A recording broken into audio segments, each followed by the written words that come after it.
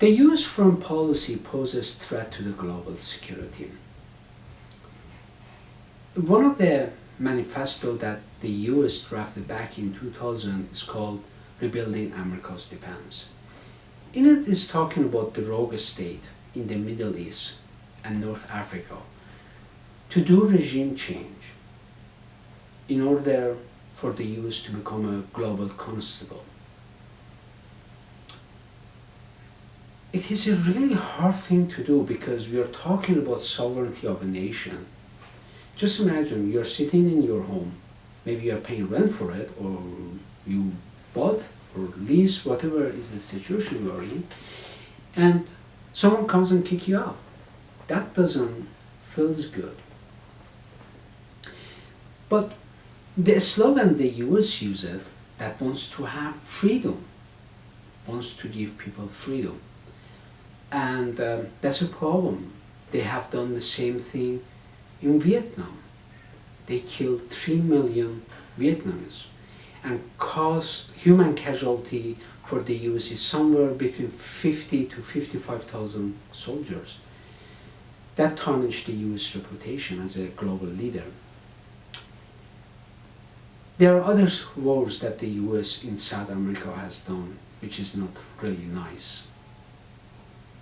But saying you're doing it for democracy doesn't make sense.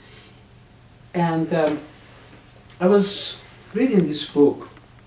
It talks about, Machiavelli is talking about here Rome, but Machiavelli himself in this book really doesn't talk very highly about ancient Rome. Is talking about the soldiers are not home, they're always outside of the home, and they're destitute.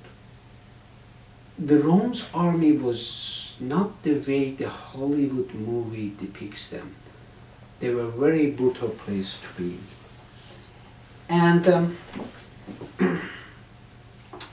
these two books are really good, talking about oligarchy and particularly about Rome.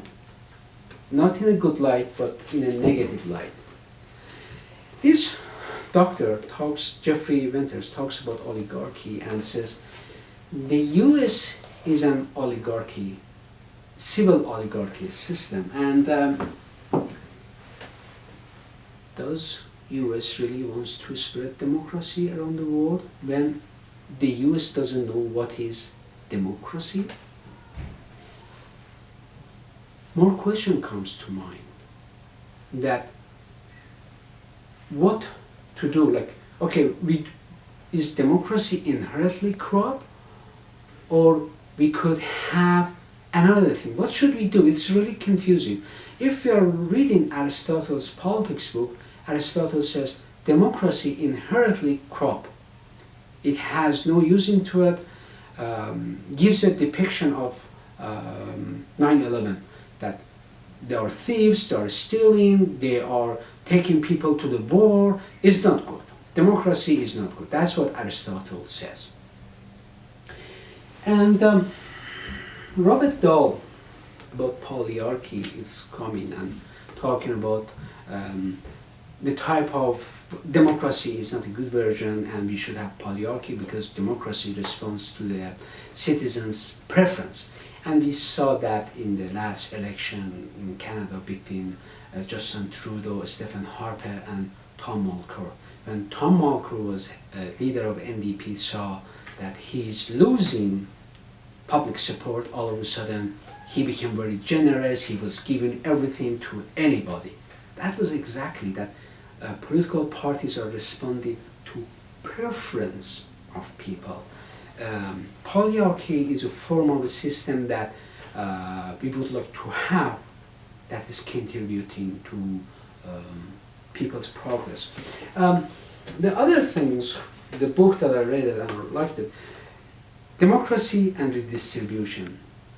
And that's the part that comes with current Prime Minister of Canada, Justin Trudeau, that is distributing wealth among peoples. And that's kind of a democracy we could see.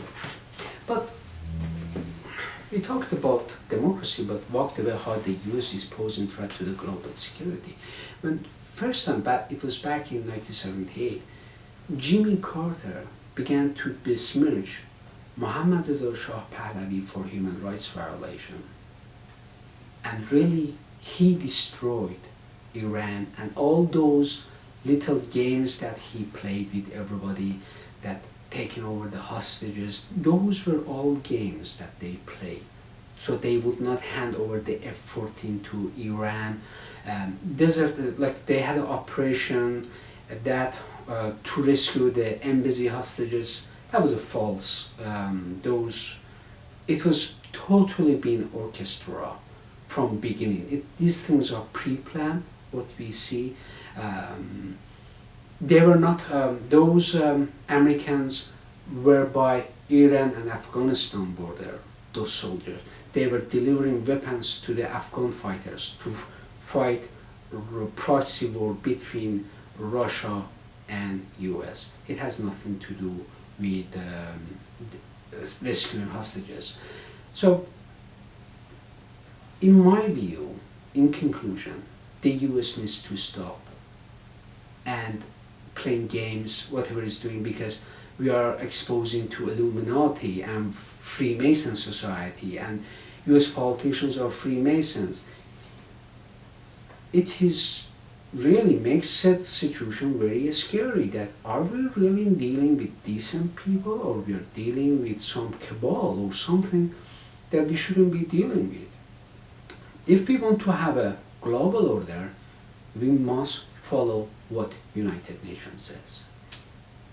Following those protocols, not what United Nations has in baggage, which is about over $700 billion annually spending toward its army. Maybe the US needs to spend several $billion toward its own healthcare, several $billion toward its own private sectors, that developing a business, having a vibrant economy, and everybody moving forward so everybody is happy.